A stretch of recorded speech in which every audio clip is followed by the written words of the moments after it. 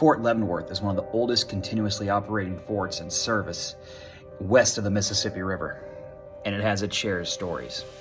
Today, for Sinister Kansas History, we're going to reach out to Fort Leavenworth and tell one of the many ghost stories that exist. Today, the story of a mother whose love knows no bounds, even after her own passing. In the fall of 1880, Hiram and Kathleen Sudler stopped at Fort Leavenworth along with their two children, Ethan and Mary, to visit family members who were stationed at the fort. While there, Kathleen had cautioned her children to not go play near the bluffs of the Missouri River for fear that they would be lost in the current below.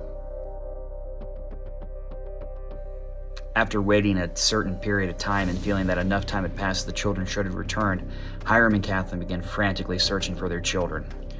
For 3 days, Hiram and Kathleen searched up and down the woods along with a search party made up of soldiers, townspeople, and anyone else to try to help find their children in the river.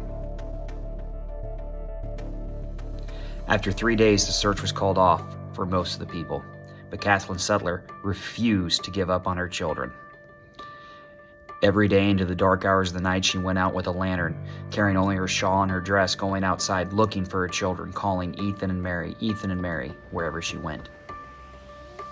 After she passed away, Hiram went back to Indiana, mourning the loss of his wife and children. When spring came, the Fox Native American tribe, which lived downriver, returned to the fort, along with them two children, Ethan and Mary Sudler. They had in fact fallen into the river, but they survived and were rescued by the local natives, who kept them warm, safe, and comfortable throughout the winter. Unfortunately, Kathleen Sudler never knew that her children were safe and sound.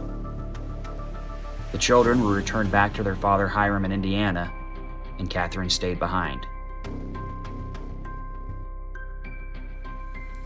To this day, when the weather is cold and the wind starts to blow, it's believed that you'll see a figure in a shawl with a lantern calling out for Ethan and Mary, the ghost of Catherine Sudler, still looking for her lost children.